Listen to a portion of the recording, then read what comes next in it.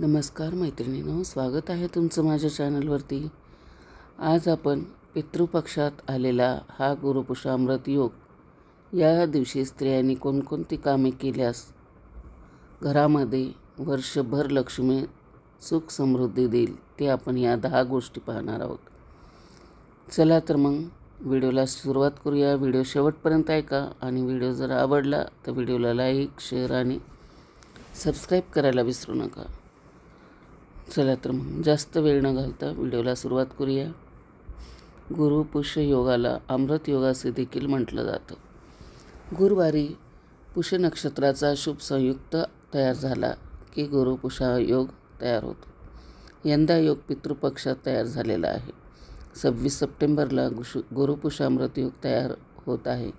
जेव्हा पुष्य नक्षत्र गुरुवारी येते त्याला गुरुपुषामृत योग असं म्हटले जाते.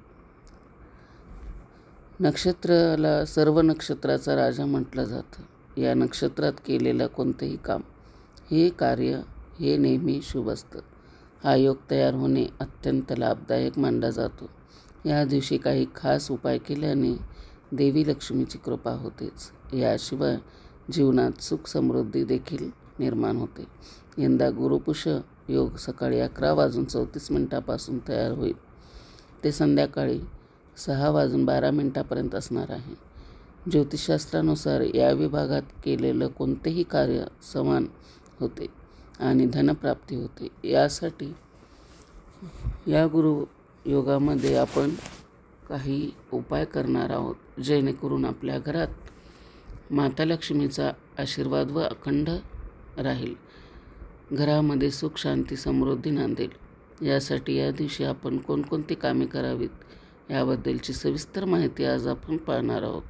गुरुपुष्य नक्षत्र या योगावर स्त्रियांनी सकाळी लवकर उठावे, स्वच्छ आंघोळ करून घ्यावी.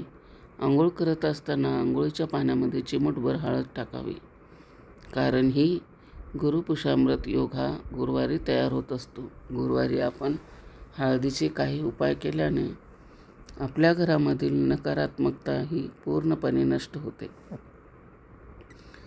लवकर उठल्यानंतर आपले हे जे काही अंगण आहे, आपल्या घराच्या मुख्य दरवाजाच्या समोर जे काही परिसर आहे तो स्वच्छ करून घ्यायचा आहे. त्यानंतर आपण हळदीच्या पाणी तयार करायचं आहे. हळदीचे पाणी उंबरठ्यावरती शिंपडायचे आहे. हळदीचा पाणी उंबरठ्यावरती शिंपडल्याने घरामध्ये धनसंपत्तीचा योग तयार होतो. त्यानंतर थोडंसं पाणी उंबरठ्याच्या दोन्ही बाजूला शिंपडायचं आहे. असे केल्याने आपले जे पितर असतात तर ते पितर आपल्या दाराशी बसलेले असतात आणि ते पाणी पिऊन तृप्त होतात आणि आपल्याला पितरांचा आशीर्वाद देखील लागतो. यासाठी उंबरठ्याच्या दोन्ही बाजूला पाणी शिंपडून घ्यायचे. त्यानंतर आपल्या जे अंगण आहे तर ते आपल्या अंगण स्वच्छ करून घ्यायचं आहे. तुम्ही अंगणामध्ये गाईच्या शेणाचा सडा टाकू शकता किंवा शहरी भागामध्ये राहत असाल तर तुम्ही पाणी शिंपडून स्वच्छ करून घेऊ शकता. यानंतर आपल्याला आपली घरातील जी फरशी आहे तर ती स्वच्छ करून घ्यायची आहे.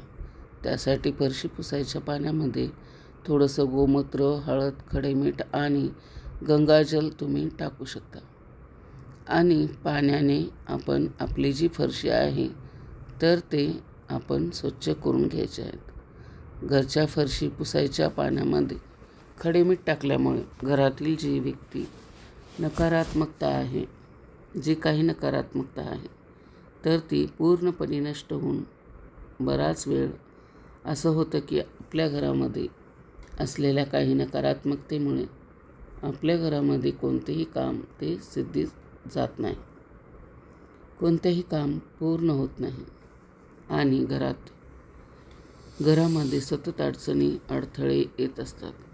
घरामध्ये आर्थिक संकट येत असतं. घरामध्ये पैसा पुरेसा पडत नाही. ह्यासाठी या दिवशी आपण असे काही उपाय केल्याने घरातील नकारात्मकता ही पूर्णपणे नष्ट होते. पुसायच्या पाण्यामध्ये मीठ टाकून आपण फरशी पुसल्यामुळे घरातील जे काही वास्तुदोष असतात तर ते वास्तुदोष देखील दूर होतात. यानंतर आपला मुख्य दरवाजा देखील आपला स्वच्छ करून घ्यायचा आहे. हळदीच्या पाण्याने आपल्याला मुख्य दरवाजा पुसून घ्यायचा आहे. पुसायच्या पाण्यामध्ये चिमटभर हळद टाकायची आहे आणि त्यानंतर आपण मुख्य दरवाजा पुसून घेतल्यानंतर ओल्या कुंकवाने तिथे स्वस्तिक हे चिन्ह काढणार आहोत. तुम्ही हळदीने देखील स्वस्तिक हे चिन्ह काढू शकता. ओल्या हळदीने चिन्ह केल्याने गुरुग्रह मजबूत होतो आणि भगवान विष्णूची आपल्यावरती कृपा होते. याशिवाय आपण ओल्या कुंकवाने स्वस्तिक चिन्ह काढल्यामुळे आपल्या घरामध्ये आर्थिक समस्या असतील तर त्या देखील दूर होतात. स्वस्तिक हे चिन्ह सर्वात शुभ मानलं जातं. स्वस्तिक या चिन्हामध्ये सर्व देवी देवतांचा वास असतो. आपल्या मुख्य दरवाजावरती स्वस्तिक हे चिन्ह असल्यामुळे आपल्या घरामध्ये कोणतीही नकारात्मकता घरामध्ये प्रवेश करत नाही. शिवाय लक्ष्मीप्राप्तीसाठी देखील हे अत्यंत शुभ मानले जाते. त्यासाठी स्वस्तिक हे चिन्ह काढा व त्यानंतर त्या स्वस्तिक या चिन्हाची पूजा देखील आपल्याला करून घ्यायची आहे. हळदी कुंकू गंध पुष्प वाहून आपल्याला स्वस्तिक या चिन्हाची पूजा करून घ्यायची. धूप दीप दाखवून घ्यायचा आहे. यानंतर आपल्याला आपल्या मुख्य दरवाजाच्या उंबरठ्यावरती हळदीचे लेपन करायचं आहे.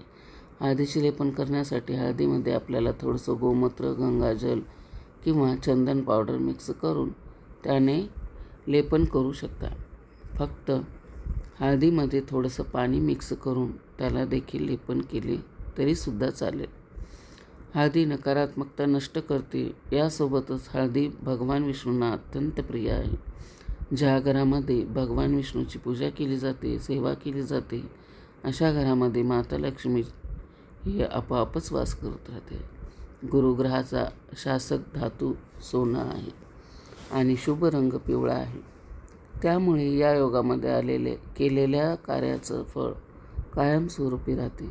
म्हणजे तुम्ही या योगामध्ये जी काही खरेदी कराल तर त्यामध्ये सतत भर होत राहते, वाढत राहते. त्यामध्ये कधीही कमतरता येत नाही. यासाठी या शुभ योगावर ती सोने खरेदी केल्या जातात. परंतु सोने खरेदी करणे तुम्हाला शक्य नसेल तर या दिवशी तुम्ही 5-10ची हळद देखील खरेदी करून आणू शकता. हळद ही गुरुला देखील प्रिय आहे आणि भगवान विष्णूला देखील अत्यंत प्रिय आहे. त्यासाठी शक्य असेल तर या दिवशी तुम्ही हळद नक्की खरेदी करावी. मुख्य दरवाजातूनच आपल्या घरामध्ये चांगले आणि वाईट गोष्टी प्रवेश करत असतात. जेव्हा आपल्या घराचा मुख्य दरवाजा हा सुशोभित असतो तर अशा वेळी माता लक्ष्मी अशा घरामध्ये अखंड वास करते आणि आपण हळदीचे लेपन केल्यामुळे जी काही नकारात्मकता असते ती घरामध्ये प्रवेश करत नाही. कारण की घरामध्ये येणारे प्रत्येकाची व्यक्ती घरामध्ये कोणते मनात विचार घेऊन येते ते आपल्याला माहीत नसतं. त्यासाठी आपल्या घराच्या मुख्य दरवाजावरती अशा शुभ दिवशी जर हळदीचं लेपन केलं असेल तर घरामध्ये नकारात्मकता प्रवेश करत नाही. शिवाय महालक्ष्मीच्या स्वागतासाठी देखील आपल्याला असा उंबरठ्यावरती हळदीचं लेपन आवर्जून करावे. छोटीशी का होईना रांगोळी काढावी. त्यानंतर आपल्याला हळदी कुंकू गंध पुष्प अक्षदा वाहून उंबरठ्याची पूजा करून घ्यायची आहे. उंबरठ्याची दोन्ही बाजूला आपल्याला दिवे लावायचे आहे. सकाळी आणि संध्याकाळी दोन्ही वेळेस उंबरठ्याची पूजा करावी. त्यानंतर उंबरठ्याच्या डाव्या बाजूला आपल्याला एका पाण्यामध्ये भरलेला कलश ठेवायचा आहे. पाण्याने भरलेला कलश ठेवायचा. त्यामध्ये हळदी कुंकू अक्षदा आणि फुले घालायची आहेत. शक्यतो लाल रंगाची फुले घालावीत. असं कलश ठेवल्यामुळे माता लक्ष्मी अशा घराकडे आकर्षित होते.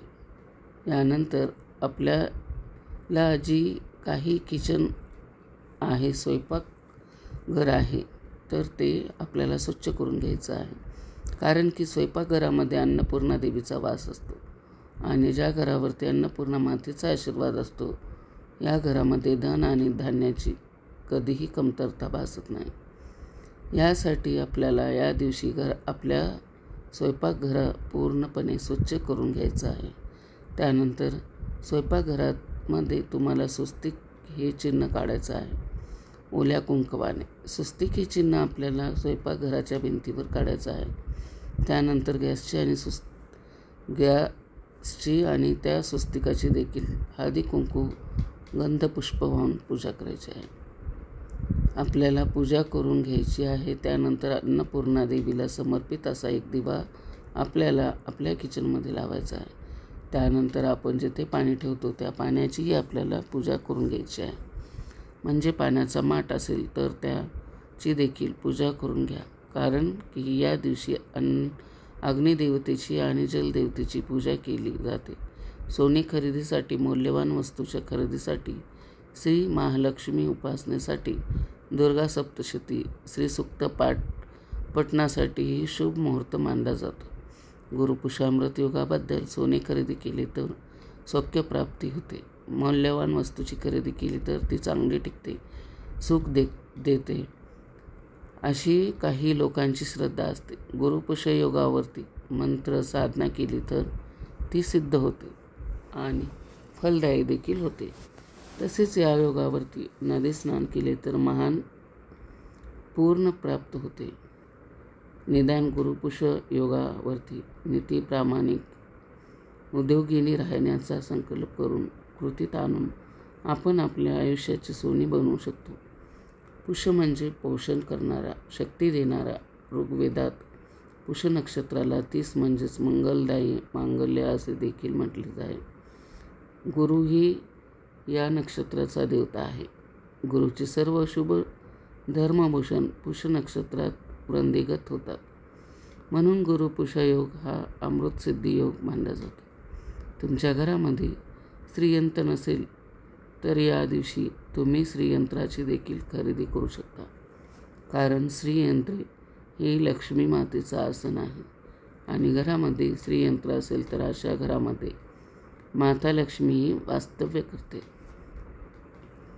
यासाठी या दिवशी तुम्ही श्रीयंत्र घरामध्ये आणू शकता. श्रीयंत्र घरामध्ये आणल्यानंतर त्याचे पंचामृत स्नान घालून पूजा करून घरामध्ये स्थापित करू शकता. किंवा तुमच्या घरामध्ये जर श्रीयंत्र असेल तर देखील तुम्हाला या दिवशी श्रीयंत्रावरती पंचामृताने अभिषेक करायचा आहे.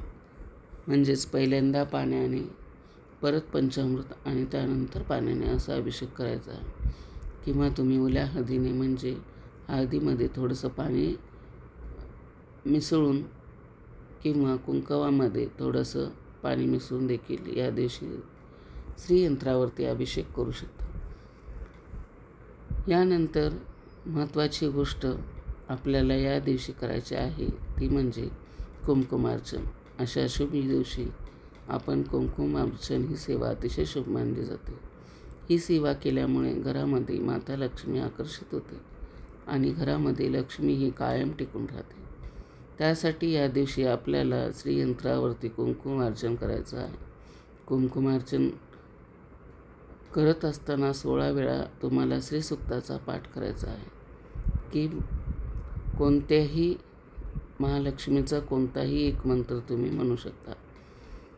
यामध्ये तुम्ही महालक्ष्मीचा गायत्री मंत्र म्हणू शकता किंवा महालक्ष्मीचा कमलात्मक मंत्र ओम श्रीम श्री कमले कमलालये प्रसिद्ध श्रीं ह्रीं श्री ओम महालक्ष्मी नमः या मंत्राचा जप करत तुम्ही श्रीयंत्रावरती कुंकुमार्चन करू शकता. चिमूटभर कुंकू घेऊन देवीच्या चरणापासून ते डोक्यापर्यंत वाहणे याला कुंकुमार्चन असं म्हटलं जातं. कुंकुमार्चन करत असताना तुम्ही श्रीयंत्रावरती कुंकुम करू शकता. श्रीयंत्र घरामध्ये नसेल तर लक्ष्मी मातेच्या मूर्तीवरती किंवा अन्नपूर्णा मातेच्या मूर्तीवरती किंवा कुलदेवतेच्या मूर्तीवरती देखील तुम्ही या दिवशी कुंकुमार्चन करू शकता. गुरुपुषामृत हा योग वरती सोने खरेदी करणे तुम्हाला शक्य नसेल तर या दिवशी तुम्ही कवड्याची खरेदी करून घरामध्ये स्थापित करू शकता. कारण की महालक्ष्मीची उत्पत्ती ही समुद्रमंथनातून झालेली आहे आणि कवड्याची उत्पत्ती देखील समुद्रमंथनातून झालेली आहे. कवड्या या महालक्ष्मीला अत्यंत प्रिय आहेत. कवड्या खरेदी करून आणत असताना त्या पिवळ्या कवड्या खरेदी करून आणाव्या. ते जर तुम्हाला पिवळ्या कवड्या भेटल्या नाहीत तर पांढऱ्या कवड्या तुम्ही खरेदी केल्या तरीही चालेल. थोड्या हळदीमध्ये बुडून तुम्ही त्या पिवळ्या कवड्या करायच्या आहेत. महालक्ष्मीला पिवळ्या कवड्या अत्यंत प्रिय आहेत. महालक्ष्मीला या दिवशी तुम्ही पिवळ्या कवड्या खरेदी करून अर्पण करू शकता. या दिवशी तुम्ही 5, 7, 11 अशा पिवळ्या कवड्या खरेदी करू शकता. शिवाय या दिवशी तुम्ही गोमती चक्र देखील खरेदी करू शकता. या दिवशी तुम्ही घरामध्ये कवड्या असतील तर त्या कवड्यांना देखील तुम्हाला पंचामृताने स्नान घालायचं आहे आणि त्यावर कवड्यानंतर तुम्हाला तांदळामध्ये स्थापित करायचे आहेत. त्या दिवशी जर तुम्हाला एखादा उपाय करायचा असेल तर तुम्ही या दिवशी 11 किंवा 5 कवड्या खरेदी करून आणू शकता. त्यानंतर त्याला पंचामृताने स्नान घालून त्यानंतर त्या कवड्या तुम्ही एक लाल कपड्यात किंवा पिवळ्या कपड्यामध्ये बांधून त्या तिजोरीमध्ये ठेवू शकता. कवड्या हातामध्ये घेऊन तुम्हाला 16 वेळा श्रीसूक्ताचा पाठ करायचा आहे आणि त्यानंतर त्या कवड्या महालक्ष्मीच्या चरणी अर्पण करायच्या आहे. दिवसभर तिथेच ठेवायच्या. दुसऱ्या दिवशी काढून घ्यायच्या आणि नंतर त्या कवड्या लाल किंवा पिवळ्या कपड्यामध्ये गुंडाळून तिजोरीमध्ये ठेवायच्या आहेत. असे केल्याने देखील लक्ष्मीप्राप्तीचा योग तयार होतो. कसा वाटला माझा व्हिडिओ कमेंट करून नक्की सांगा. माझा व्हिडिओ आवडला शेवटपर्यंत पाहिला त्याबद्दल आपल्या सर्वांचे मनापासून आभार.